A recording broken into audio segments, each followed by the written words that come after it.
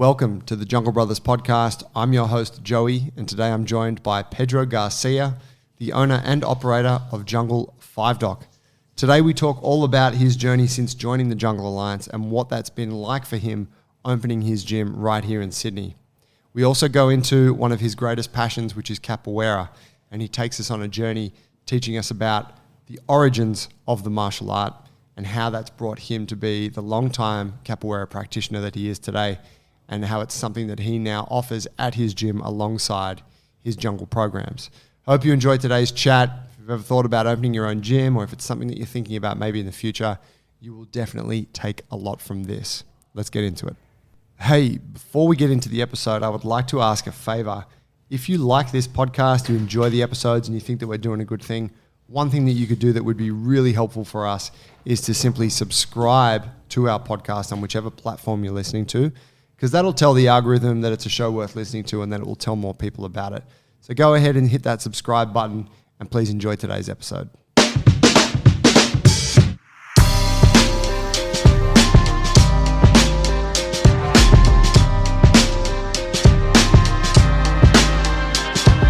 Pedro, bro, welcome to the show. We're rolling straight in.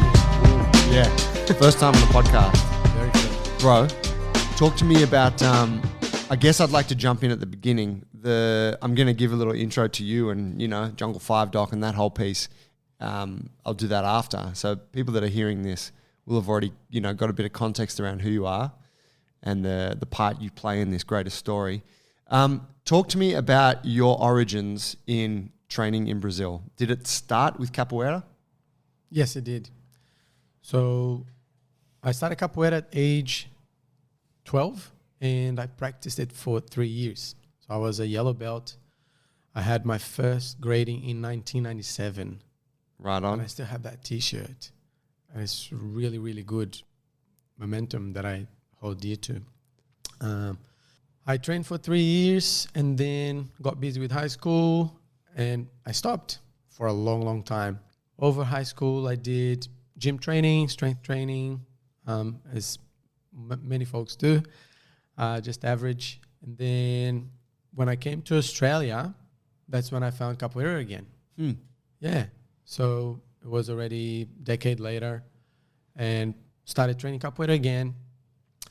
Also going to the gym, but not to a high standard level, I would say. So Capoeira was very recreational, and it was, it's my activity. It was a hobby. Right. It was a hobby for several years. In Brazil, is Capoeira is it kind of like you might play soccer or you might do tennis or you do Capoeira? Or is it seen as like, I suppose here in a way, martial arts and sports are perhaps like they're kind of the same. They're recreational activities, but you could also see them as two different things. One's a sport you're playing, one's a martial art, there's discipline, there's all those parts.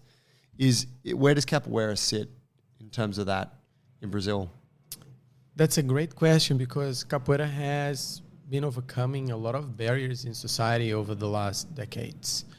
You wouldn't be able to see Capoeira in schools for many years. There was very few schools that would have Capoeira in their curriculum, for example, with qualified instructors recognized by high-level schools and groups actually teaching the children in that school in that particular discipline, right? So that is something that has grown heaps over the years. Back in the days, I would say in the 90s, there was a lot of people training Capoeira, and it would be something very recreational, I would say. And still, there are some things in other martial arts that don't have in Capoeira, and also Capoeira have many things that don't have in other martial arts. And even when it comes to children and individuals to become disciplined, to bring that discipline, that formality, as you would have in judo, jiu-jitsu, to before you come to the mat and you bow. So we don't have that formality in Capoeira. And it's something that... It's a very Brazilian art in that way.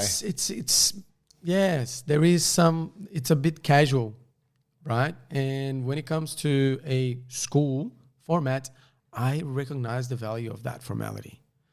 to have these formalities, the values to be explained to the students. What are the expectations? What is it? Because otherwise it becomes really messy very quickly, especially when it comes to children, right? So how can we establish the ground rules from the beginning on that student's journey, right? So establish that culture. It's really cool. That's something we throw around a bit.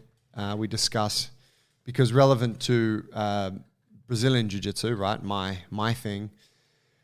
It's a pretty like it has some formality. Maybe it's a step above capoeira, right? Like I bow when I step on the mats. I bow when I step off. I greet my instructor first. But most gyms don't worry about, like some gyms worry about it, a lot of gyms don't. Right. You just step on the mat. If you need to leave, go to the toilet, go do it. It's kind of that sort of thing. Okay. Whereas any of the more traditional martial arts, right, whether it's Chinese like Kung Fu or it's more Japanese things like Judo, very formal, extremely formal. And personally, I like kind of what you're saying. I've always liked, I like the formality because it's a contrast to what our lives are like. It gives you a place that is structured and disciplined, and there's something kind of enriching about spending time in that environment. Absolutely. To have these formalities, even for the adults, right? Some people may arrive late because they got stuck at work or stuck in traffic, and they won't step into the class before being acknowledged by the instructor. So they will wait on the side. The instructor is coaching a movement or explaining something, and then they got to wait on the side, and then they raise their hand and say, "Oh, can I come?" Right? And then they will be then welcomed into the training session. Yeah. Yeah, it's very valuable. So when it comes to adults, there is a bit more formality as well. Yeah, which is good. So capoeira was your thing early on, then you took a big break from it. When you got into it, how would you say you were, 13? I was 12. 12, okay. When you got into it, what were you looking for in it? Were you like something that I can do, a bit of a recreational thing? Was it the acrobatic stuff? You're like, fuck, that shit looks cool, I want to learn it. Was it, I'm guessing, I mean, for me, the acrobatic part is what stands out. What spoke to you? The cool moves. So you see the acrobatic movements in such a rich ritual. So there's so much going on. It's very complex, and beautiful and crafty. So all those combinations, the flow, the movement, that's what spoke to my heart straight away. And I had some mates also that joined at the same time. So we were hanging out with friends, you spend those extra hours with your mates and learn together, progress together. We had the gradings together. So it was a very good journey.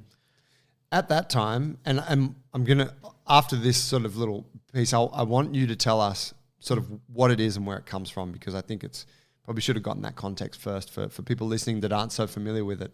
But it involves music, it involves community, it involves singing. Were those elements attractive to you at that age, or was it like, I just want the sick moves? That also attracted me. And I remember a specific episode that happened, and I was 13, 14, and considered a beginner still, when I was holding one of the beating bows, the main instrument of capoeira, and the roda had a break, the circle that we had to stop. And then when it was going to start again, the master at the time told someone to take over the beginner, myself, right? So can someone take the beating bow from that boy there? And then my instructor at the time said, "No, master, let the boy." I was like, okay. So I was already competent in the musical instrument too. And there was like such a big boost. I was like, okay, now moment of responsibility, I better not mess it up. Status. So it was really cool. Like 2 years in capoeira. It was very nice. It was a really remarkable moment in my memory. Yeah. So going back to what you mentioned about the story, the history of capoeira is something so rich, and in many occasions it's not get spoken enough of. So to be very quick, something hard for me. I could talk about this all day, So very quickly, so capoeira was created in Brazil by the African people. So was it born in Africa or born in Brazil? Who created it? It was created in Brazil by the African people out of a necessity. Portugal was colonizer of Brazil. Brazil was a colony from Portugal, and Portugal also had heaps of colonies alongside Africa. And when they discovered, quote, Brazil, so there was a lot of plantation farms, and they shipped all the people, a lot of, like, something around 20 million, as records would say, African people. Slaves, as products. Yeah. They would get to the Brazilian shore Commodity. and be sold like commodity, yes. Yeah. And they would go to the farms, live, work day and night. So we don't need to go on so much about the slave life, and we all know it's not a pleasant lifestyle. And then there was one moment during the week that they would have some free time where they would do the African rituals with the drumming, with the music, with clapping, with dancing. And the gods would not give a shit about it because, they're just doing the thing, you know. So that's when look, the gods are not watching us. So that's when the necessity of fighting from that situation, the captivity, the slavery, to break away from that. I say, we disguised the fight within the dance. So that's the origins of capoeira. Capoeira, the name capoeira, one of the theories would say that capoeira is the short grass where they used to do their African rituals, the dance, and train the fight. So they learned their moves, blended in the dance, and got good at it, fought the guards, and escaped. Then the runaway slaves would start the little settlements in the village, in like little villages in the bush, and then come back and rescue more slaves. Wow. And then these little villages became so big, up to 30,000 people. That was actual cities with structure and everything that resisted army attacks. Because there'd be ongoing conflict between the slave owners and the exactly, because they wanted their property back. Yeah. And people really going for all the runaway slaves, searching for these secluded locations in the bush. These name of these locations were called quilombo. So the quilombos were these communities that were created in the bush created by the runaway slaves. Uh-huh. Yeah. Wow. So tell me then, the fighting element of it, they were using it as a way to to develop their ability to defend and attack, like that. Was that essentially the thing? It was like, hey, we need to be strong, we need to be coordinated, people need to know how to kick ass so that we can, fight against these slave owners. That was essentially what it was born out of. Absolutely. Capoeira is the fight of freedom. Yeah, right. Capoeira is the fight of freedom. And it was created out of a necessity to break free from that situation, that prison that they found themselves. Wow. It got different contexts throughout the centuries, throughout the years. How far back are we talking for this? We're talking about 400 years ago. Okay. Yeah. So slavery was abolished in Brazil in 1888. Okay. So it's not that long ago. No. Right. So it started having a different context around that time as well, because slavery was abolished, but majority of the slaves were getting paid very little to do the same job. And then people started going to the big cities. Now we're free, let's go to the big cities. But no reading, no writing skills, not much job offers. So many still the inherent racism that's often absolutely in such a culture. Yeah. So from anywhere ranging from thugs or security, the capoeiristas, right? The capoeiristas would be security. Even royal family had capoeiristas that were security agents, security guards for them. Then you would have debt collectors. You'd have thieves and criminals, all sort of criminals. Many slaves became criminals because they had to survive. Yeah. Right? And then the African people what do we do? So we used to have to practice. Capoeira was not a martial art. It was a cultural thing that was a cultural manifestation that was passed on from generation to generation, always verbally, and with Always verbally. orally. Yeah, Because it had to stay somewhat discreet. yeah. There's very little document right about it. So and it was illegal. So okay, the slaves have this. The former slaves, now the free folk, they have this thing that they do, and it's dangerous. So if they get caught doing it, it's 6 months in prison plus 50 lashes. And if they're a master or the leader of the group, it's double the penalty. Right. Yeah. So that was, and we're talking about 120 years ago, like around the 1888 until the 1930s. It was like 50 years or so. Okay. Yeah. So everything changed. Everything changed. And giving another part of history in Capoeira was when Capoeira was recognized as a national sport. And that happened thanks to a gentleman called Mestre Bimba. Yeah, his name is Manuel dos Reis Machado. He was born in 1899. And he was one man that started teaching Capoeira disguised. He changed the name of Capoeira. He called it Bahia Regional Fight. Some people will argue there are different names to that school that he had, and it's okay. There's different records, different documents saying different things. And we would have Capoeira being taught in a closed venue for the first time ever, because before it was always on the streets. Right. And then you will have this gentleman teaching people right next to the University of Salvador.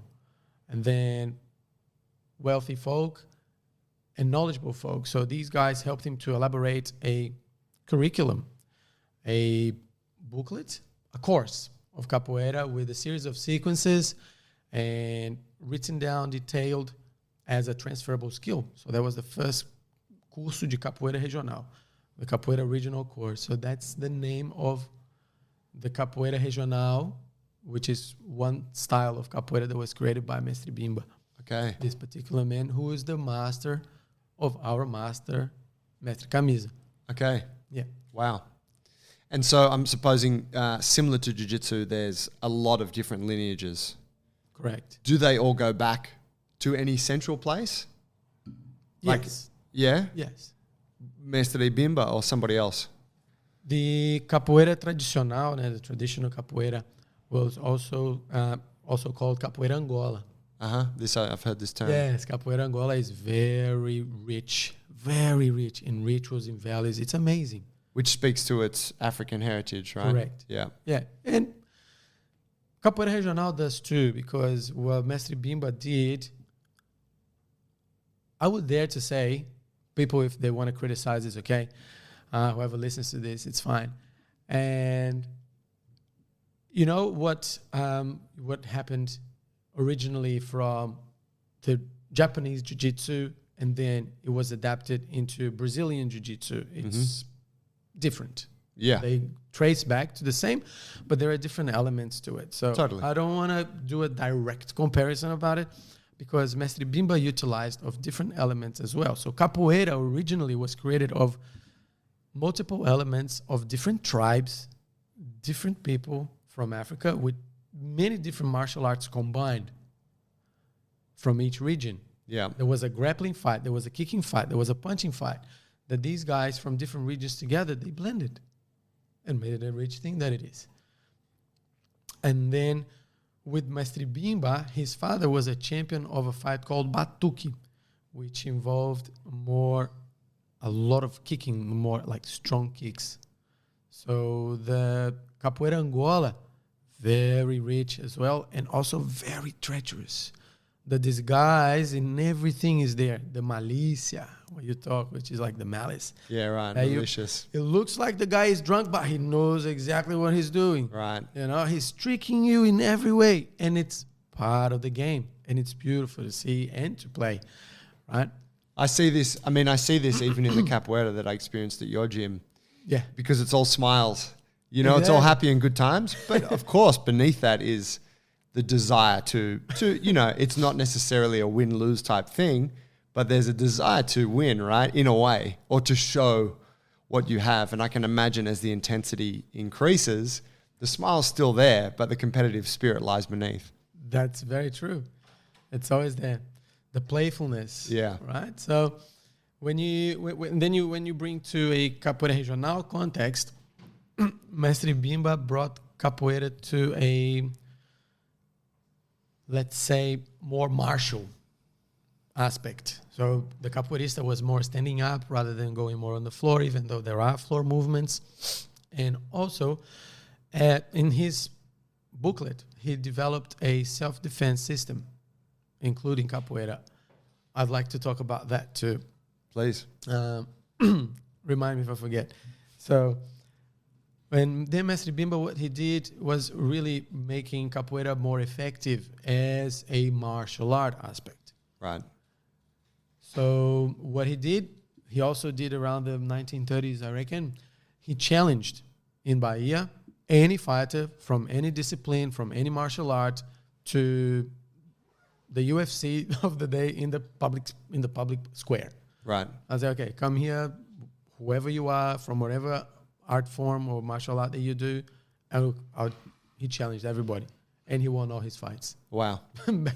back in the day. Yeah. So yeah, the man was a really he's a very strong icon. That's you know, I'm sure you're familiar somewhat with the story of jiu-jitsu and the Gracie challenge. Yeah. You know, which was a very similar thing. They're like, hey, you know, we'll take on any challenger and we'll beat them, and if you can beat us, we'll give you 100,000 reais.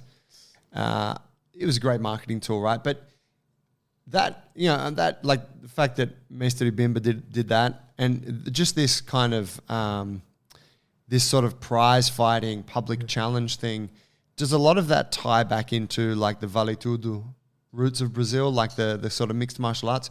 Like, where does that culture come from? Or is that just kind of what times were like back then where, you know? Yeah, that's such a good question. I would not dare to answer in full, like, because I cannot trace it back. Yeah. Because there was no media. There was no, I don't think there was prize money. The capoeiristas, they used to fight for the basking money. Right. So that's another part of the rich history of capoeira. When the acrobatics, when capoeira was considered free or considered legal, so people started basking, and that's when a lot of the acrobatic movements started coming into play. Because the tourists love the Yes, flips. Show me exactly. the flips. So there was a lot of that. And then the different groups, let's say there was 2 different groups that used to do basking in the same area, and then they would get a roda together. They would put all the takings in one handkerchief, and they would fight over that handkerchief. Ah, wow. But you could only get the handkerchief with your mouth. Right. Teeth. So the handkerchief is on the ground, and you're doing the thing, and you got to try and pick it up. Correct. And not get kicked in the face or stomped or Stabbed. right. Stabbing was a part of the thing. Yeah, there was a lot of navalha. Navalha. It's like the, how do you call the blade from the barber? Oh, like a razor blade. Razor blade, yeah. Yeah, There's right. lots of razor blades back in the day. Motherfuckers. You remember that story I told you when we first met here at the gym about the kid that I met on the street in Salvador? Yes. This for me, like, so, you know, I'd had some experience. I'd seen some stuff about capoeira, and I'd been traveling in Brazil, and obviously through jiu-jitsu had a you know, a reasonable surface level understanding of what Brazil's like. And Bahia, which is the state in the north, right, which was the epicenter of the slave trade, was it not? Or Salvador was? Salvador was one of the epicenters of capoeira. So Right. Bahia, yeah, Salvador, Recife, and Rio de Janeiro. Okay. Yes.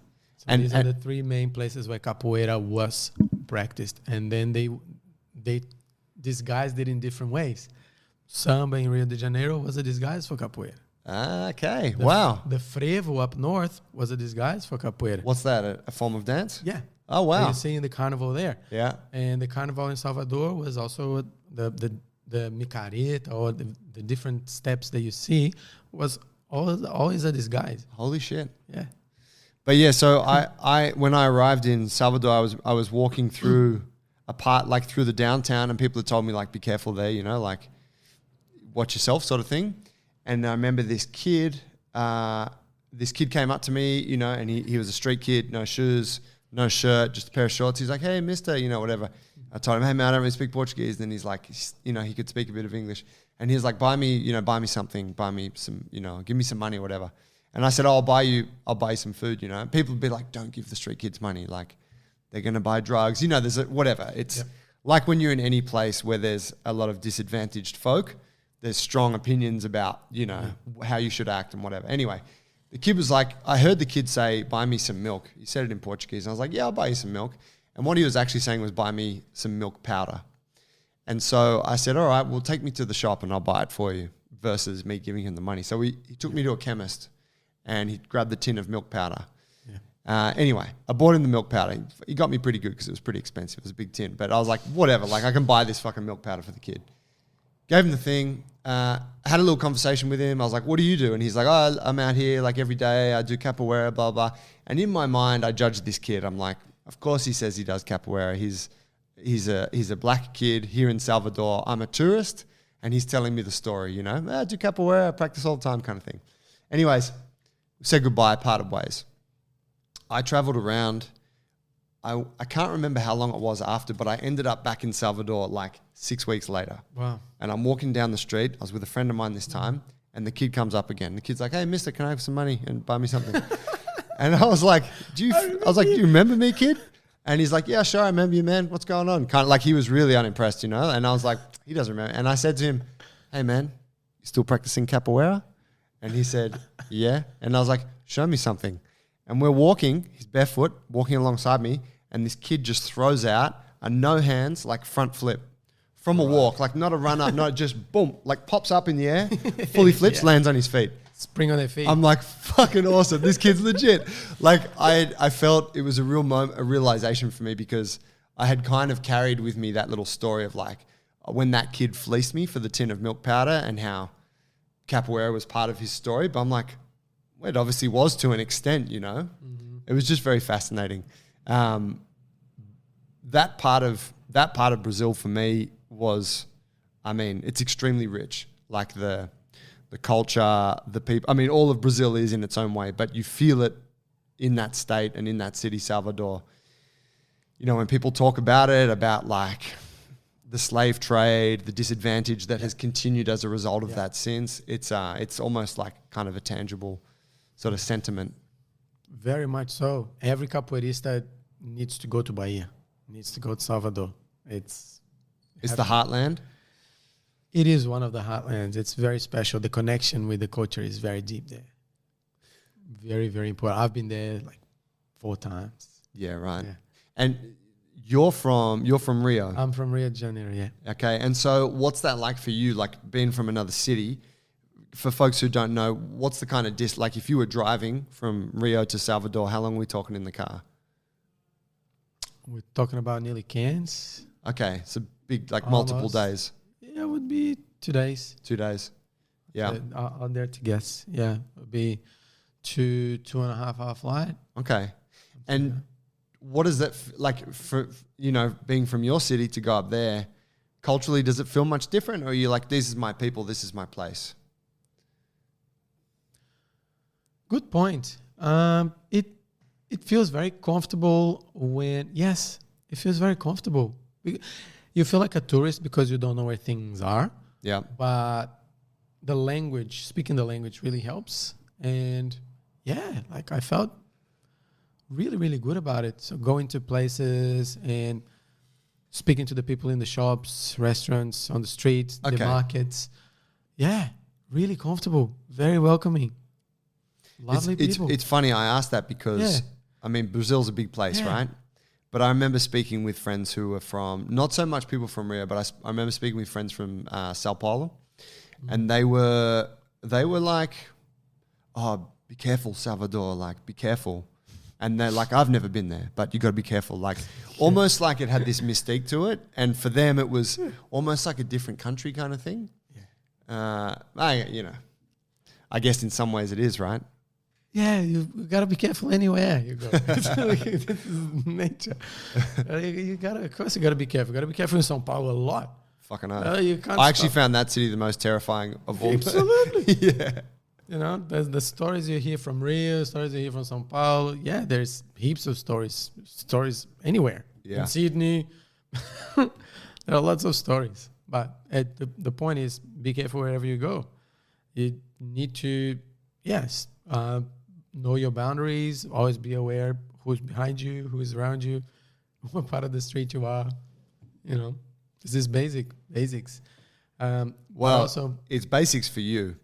True. And I tell you something I think about a lot when I walk around Sydney, and I cross paths with someone whose head is down, looking at their phone, walking on the footpath, and I'm like, man, like if I wanted to just like fucking knock you down, take your phone, steal it, like if I needed that, if I had to do that, you are so vulnerable right now.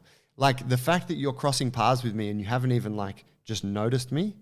I'm like, this is such a privilege that we have, you know, and I don't think it's it's a very unhealthy behavior, right? Because like for me, I grew up, you know, hanging around with some kids that were a bit rough.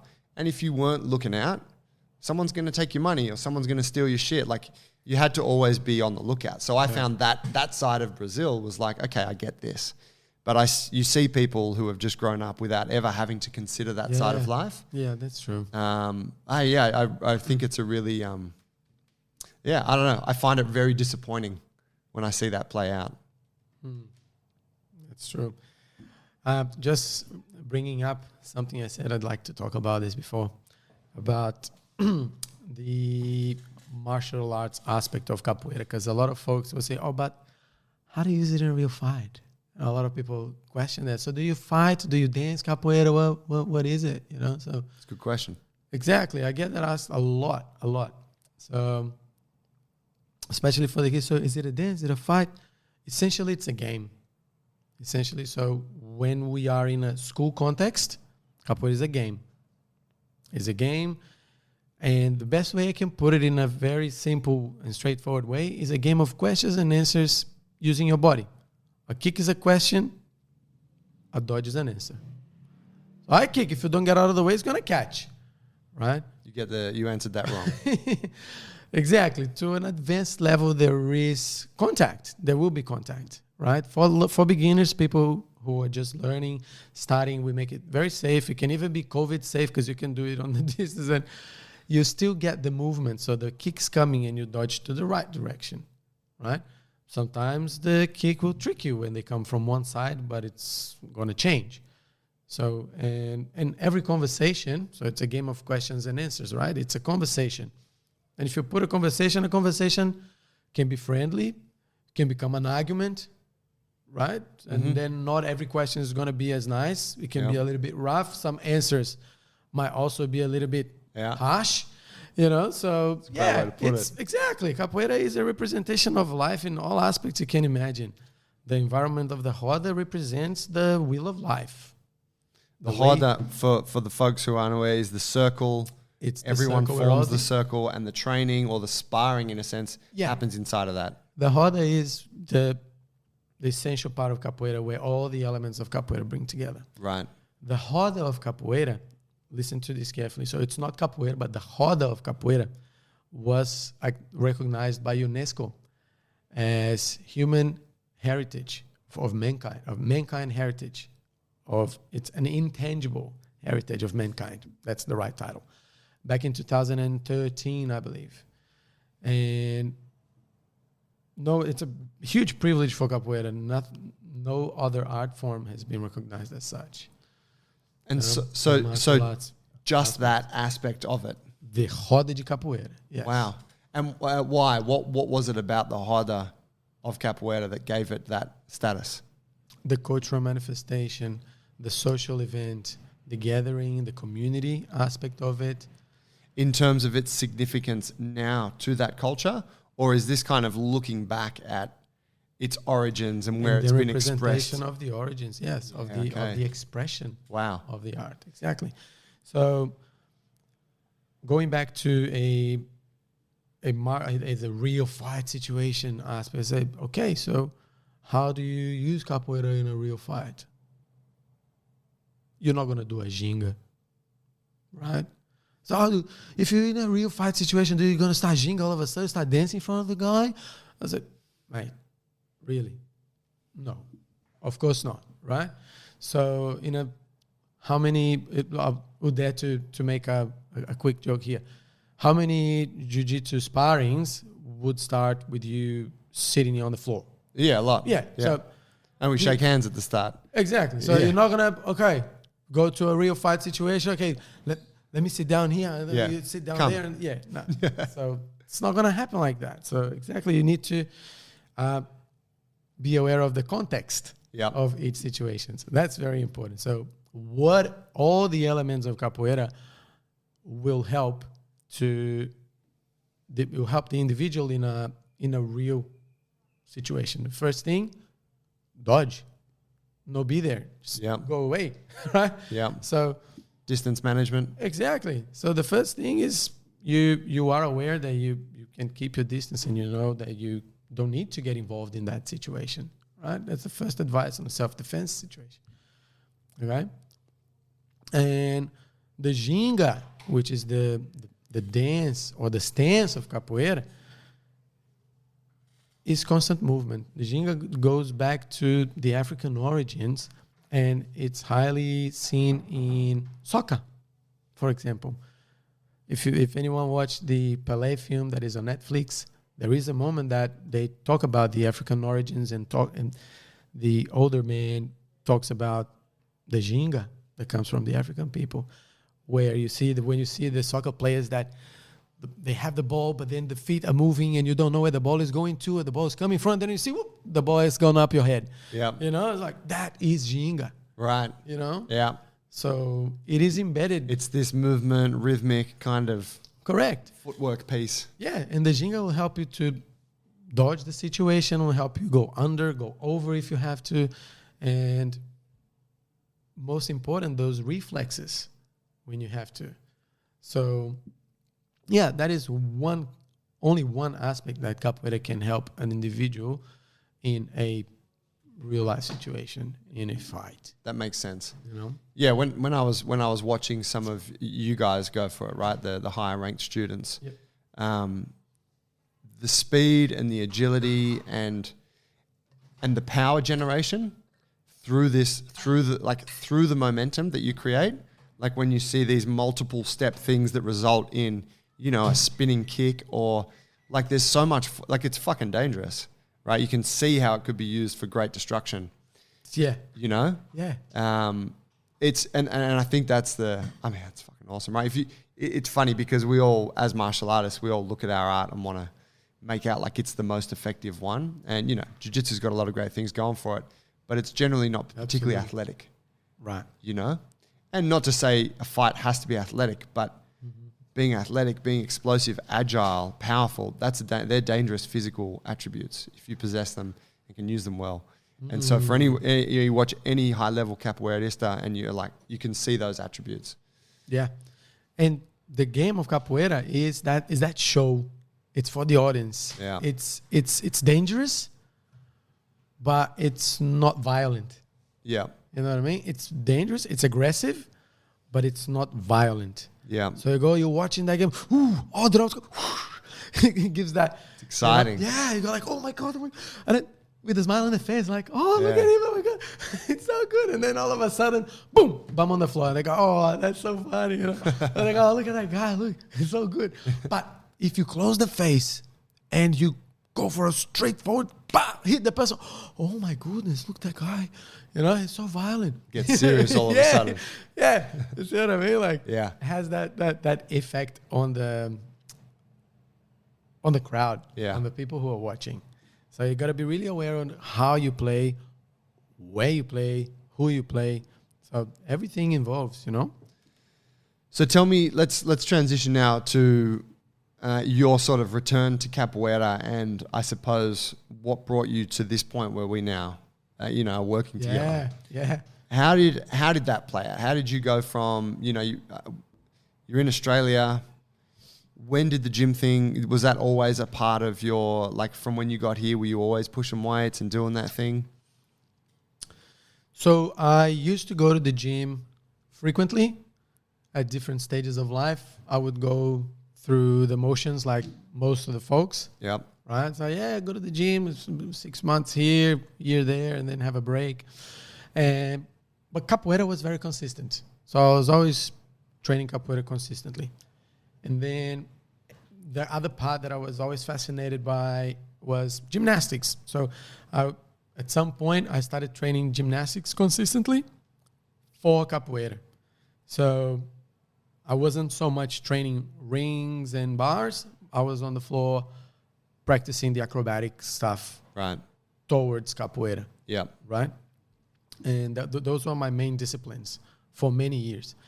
And then I realized, I'd like to get stronger. I would like to get more powerful, to get stronger, really. And that's when I started also getting more in line with a bigger vision. I had already obtained, I was at a Corda Azul, at a blue belt, Capoeira. Where does that sit in terms of Capoeira ranking? In our school, the Capoeira, the blue belt would compare to a black belt. So when you reach to a black belt, you also have all the dance above it, right? Yeah. So the blue belt is when you become aluno graduado. You have graded. You've reached the end of your high school. Okay. Yeah. So you're ready for the world, sort of thing. So the blue represents the sea, right? So that is the meaning behind it. So I was a blue belt. Blue is a big deal. Blue is a very big deal. Okay. Yeah. So you have great responsibilities there. And you can also, here in Australia at least, we could start working with Capoeira. Right. Or start teaching, pass the art form forward, right? Share with more people.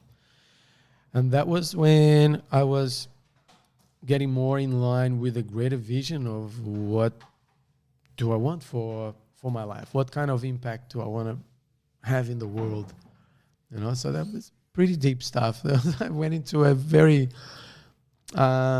deep personal discovery journey, and that was when I wanted to improve, first of all, my own self. I'll say I want to become a role model in this, and really getting in contact with my deepest values. What is my life mission? How do I want my life to be in 20 years' time? What kind of impact do I want to have in the world? And that's when I said, okay, yes, Capoeira is a big part of it, massive part of it. And I want to share this with as many people as I can. And this was the moment that I realized that for me to have more impact, the fitness industry would be a good approach. I was like, okay, so that's when the gym thing started to come across. So I want to be really good at this too, right? I had good movements. I had basic knowledge of most basic patterns of movement, and qualifications. Got them done quickly. Not quickly, it takes you a year, and so did diplomas and everything else. So got into that and really driven to build something great, right? And when you go through the formal qualifications, right, we have to develop projects and business plan and that kind of stuff. And I shared this with you. When I had that, I said, okay, so I developed the business program, the business plan, sorry. The business plan, it had the elements that I'm really passionate about, which are Capoeira and other forms of martial arts such as boxing, kickboxing, and Muay Thai, Jiu-Jitsu, calisthenics, gymnastics, yoga, animal movements, all these disciplines combined. But I couldn't boil it down to 3 words at the time. You know what I mean? So yeah, that was really cool so that started to take shape, right? the vision was there, but it didn't come across so quickly. So as you put yourself into a direction, right? These synchronicities just happen, isn't it? You bump Sometimes, you bump into the right people at the right time. Yeah. So Yeah, when you focus on that shit. Yeah. When you focus on it. So I was really, really driven on it, really focused. And that was where was it? It was in beginning of 1 year ago, exactly, man. 1 year. It was 7th of February. We had purchased the gym. We bought an existing business. It was for sale. My wife and I, pardon me. All good. My wife and I decided, I said, okay, let's invest in this. So we decided to buy a gym. I said, wow, that took shape pretty quickly. Before that, I was training in my garage, right? We were just coming out of, I think, the second or third COVID lockdown, and I was recording my stuff from my garage, training like crazy man, by myself, with a very good regime, very good discipline, excellent lifestyle. And yeah, I was really happy with everything that I was living, even in the lockdown. Lockdown was God forgive me, but it was a blessing in disguise, because as much as it was very hard and it was really tough, and I lost loved ones too. All of us lost loved ones too. And to be in my own company for such a long time and get in touch to be and have the chance to be quiet and connect with my deeper values and what is it that I want to create in the world. That was when the opportunity came, and actually living every day as I wish to live the rest of my life. How is my dream life like? And what am I waiting for to live like that? And we didn't have to drive or get stuck in traffic anywhere. So I was really, really focused on everything. So it was great for that extent. And then when we decided to buy the gym, say, great. And then we found ourselves in this gym, and everything was kind of happening. We had members to deliver training programs to, and it used to be a boot camp style of training in there. We really transformed the gym over the next 6 months there, right? And still, the training style that we were bringing to the people there wasn't really turning me on.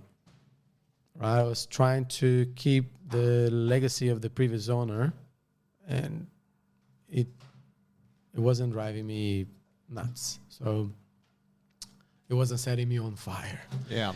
It makes sense, right? You've inherited these members. You're like, well, I got to keep the thing going that they're here for. Yeah, that's right. So you want to... There's a bit of that insecurity, like, oh my God, what if I bring all these new stuff that I'd like to bring, but they don't like, and they go away? And then I'm really fucked. Yeah, then I'm really fucked. I got bills to pay and the rent and all that. I'm like, shit. So if something goes really wrong, and that was when it was a really good moment when we met, when Fayon, hi Fayon. Shout out to Fayon. Shout out to Fayon, Bilal. What's up? Bilal now in Perth. Great fellas. They train in Capoeira with Flecha in Melbourne, and they're very, very great practitioners and coaches in their own realms as well. So Fayon and Bilal came up to Sydney. They came to JVs here. They came to Jungle Botany, and they came to train Capoeira with me as well. It was on that moment where they connected us. So Fayon sent a message, talk to Joey, and I was like, cool. And as soon as I had a look at the website and the social media, and we had a chat with Dylan and everything, and by coincidence or not, Dylan had booked a trial to train Capoeira with us like 2 months ago. Amazing. 2 months before that. Yeah. Right? I was like, wow, how is this? Like, so random. Right? So when we connected and started learning more about the jungle and how things are here, how the community aspect, the training methods. And I told you this before, when I saw fight, lift, move, this is it. You know, it was my business plan boiled down to 3 words, 3 spheres of practice, 3 disciplines that I'm very passionate about. And you guys had been doing this for ages. And the community is amazing. And the coaches are awesome. And the space is really cool. And the mentorship, was like, wow, this is so much happening. Like, I really want to be a part of this. And it didn't take long for me to be training here on a regular basis, to do the courses, to really getting a deeper level of what is the jungle, right? So that's when, and very special, like it's really in line with what I like to train. Capoeira sits right there too. It's a big part of the training spheres. So the fight, the movement, and it was just so in line with everything that I hold dear. And the thinking, the values of longevity, of strength, of mobility, right? To move with confidence for the many years we have in this planet, right? So it was really that sparked my eyes and set me on fire, set my heart on fire. I said, this is what I want to bring to people too, you know? That's so cool. That's so cool. I remember when you showed me, was it Ubuntu? Yeah. That was the business, the name of True. your, I remember you showed, you were like, man, you got to see this. You got to see this. We had some early catch-ups where I'd come over to your gym and you were like, bro, I got to show you this thing. I wrote this thing a couple of years before, right? And I was like, holy shit, this looks like a business plan that we would have written 10 years ago before we had, you know, sort of refined and the idea of Jungle Brothers had crystallized. But yeah, that sort of the alignment was there. Man, it was a very interesting process. We've just come off the back of your official launch at Jungle 5 Doc. Yeah. Right. So you tell me this, you did a soft opening, was it November last year or December? 5th of December was the soft opening. Yeah. Okay. Yeah. So, you know, you've been running the brand since then. You changed the name and have the systems and the programs in place. Paulie's over there a couple of days a week. He's like, you guys have got, it's going on now.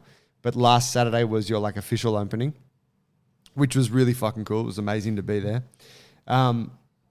But it's been an incredible learning curve for us.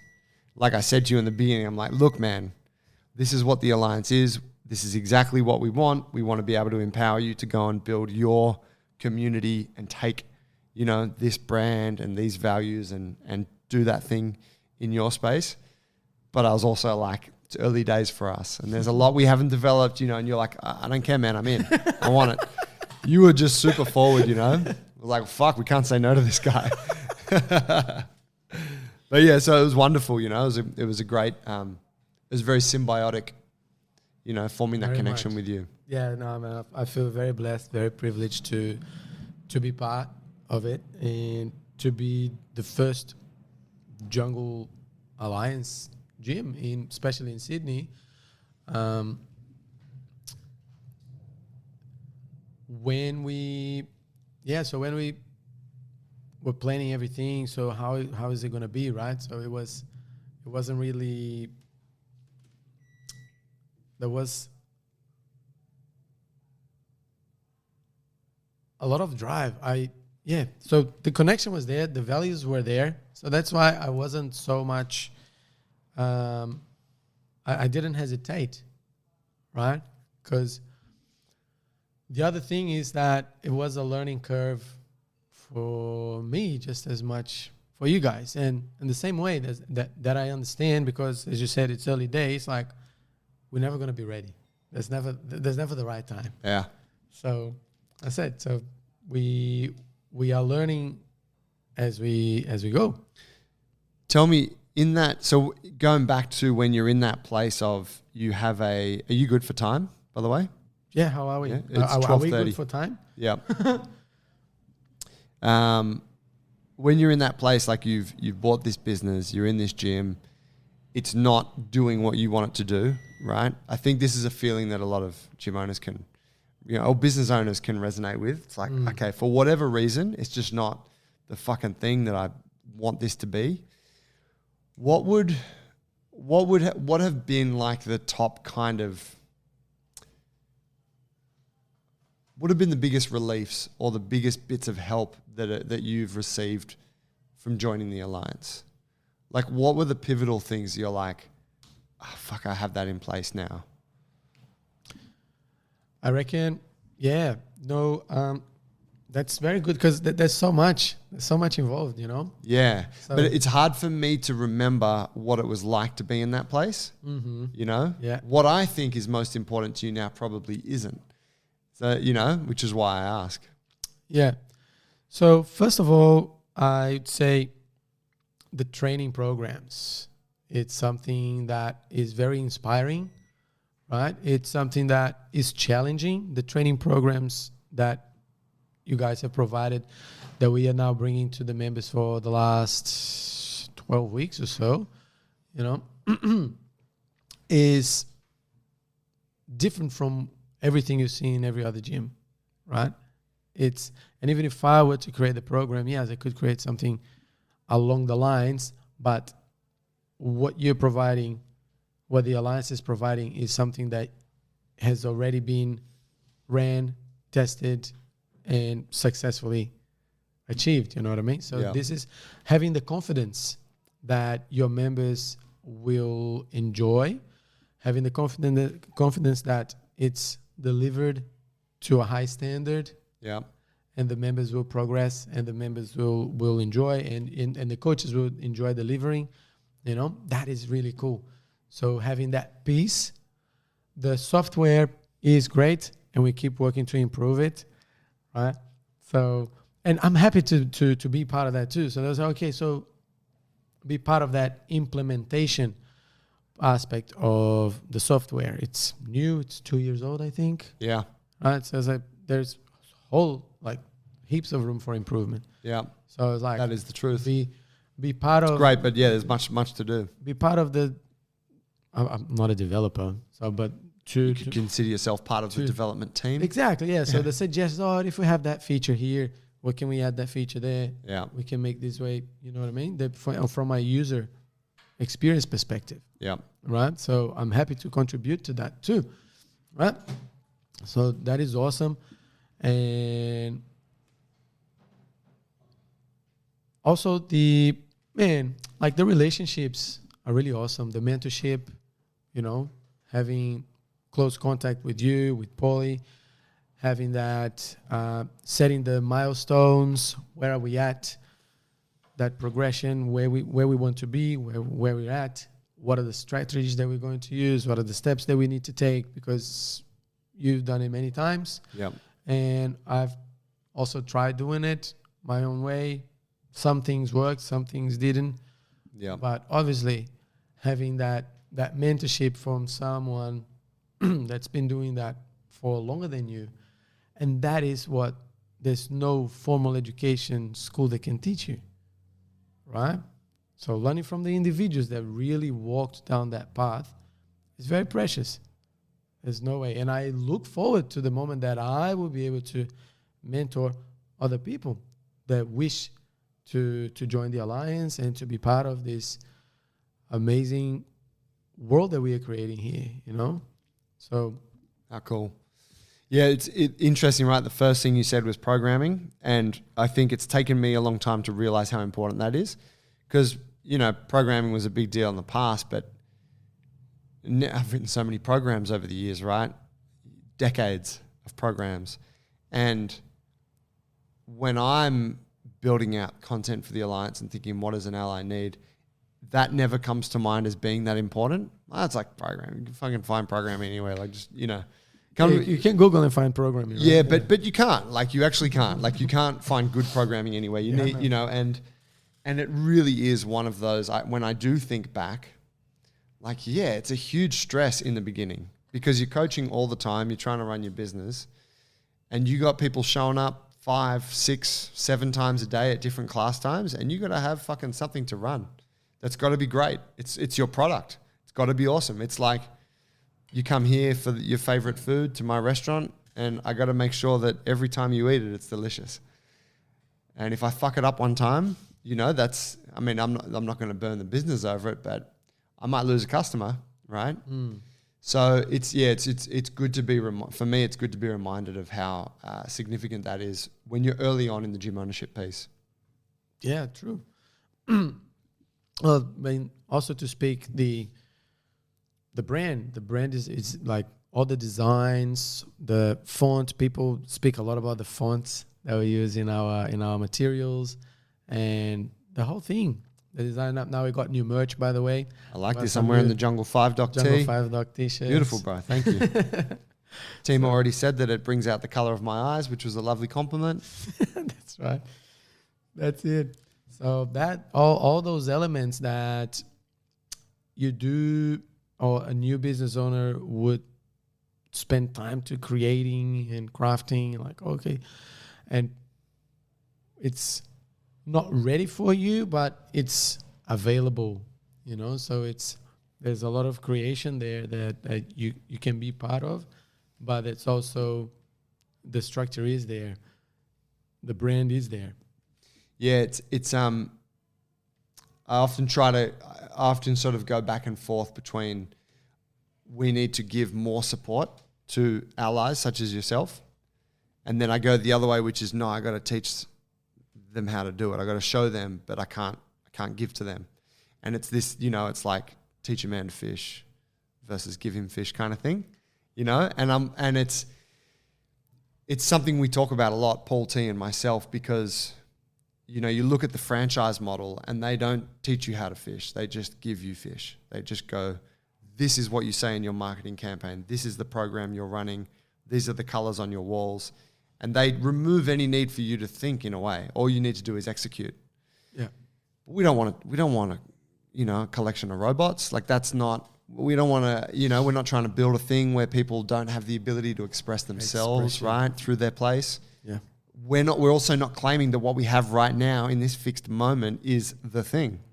What we have now is great. It'll be different tomorrow. It'll be different next week, next year. And now what you're doing, it'll be different. It'll feed, there'll be this evolution, right, that happens for the organism as a whole. And so very true. So there's always this kind of sort of polarity between like, oh, we got to give them that. Oh no, we need to teach them that, Yeah. So it's really, it's great. I thank you for allowing us to have these learnings, and to be going through this process with you. Absolutely. It's been a massive journey. I'm very happy to take it. And yes, the support is there, having the mentorship, and as you said, learning how to fish is more important than getting the fish. Tell me what's going on at Jungle 5 Doc. Tell me the links if people are like, yeah, I'm in the hood, I want to check it out. How do they get in touch? The social media, all that stuff. Yeah, awesome. So we are at the gym 6 days a week, Monday to Friday in 5 Doc. It's right Monday, on Saturday, bro. Pardon? Saturday too, right? Yeah. Yeah. 6 days a week. Yeah, but you said Did Monday to Friday. Monday to Friday with an evening class. Yeah. And Saturday morning. Nice. Yeah. All the morning. We are there. So Jungle 5 Doc, right on the Great North Road, number 87. There's a big car park just behind it. And you can just rock up, visit, or get in touch with me via the Instagram, which is the handle is Jungle 5 Doc altogether. Then we also have the website, jungle5doc.com. And my phone number is 0415 617 893. You can send us a message. I'm also, just available. Anyone can reach out, get in touch, and see the gym. I'll put a link to the website and the Instagram stuff in the show notes as well. So whatever you're listening on, you can just check the notes if you want to get in touch. And very much similar deal to here, right? Come see the gym, come check it out if you want to train. You guys have got a really cool onboarding process and all that stuff. Exactly. So we've been running heaps of onboarding processes lately, and we got a few spots left on the legacy membership, which gives a big discount on the foundation program and on the membership too. Nice. So that's just a few spots left. Bro, awesome. Fam, get in touch. You'll see Paulie's over there Tuesday, Thursdays, is he? Paul is on Tuesdays. Tuesdays. Yeah. We also got Haley there as well. Awesome. Yeah. Haley's doing heaps of work there too. Mad. It's really cool. Yeah, it's good. It's nice to see the crossover between this gym and yours. Yeah. Bro, good job. Thank you for coming on the show today. I appreciate you sharing. Thank you so much for having me. The history of capoeira is quite tantalizing. It's like fucking cool. You know, it's rich and I'd love to share it. yeah, thank you for passing that on. Guys, thank you for listening. Go check Pedro's gym out. If you're in the inner west, definitely get on it. Click the links in the show notes. And hey, if you dug the episode, please share it with a friend. Thank you, and we'll see you next time. Cheers.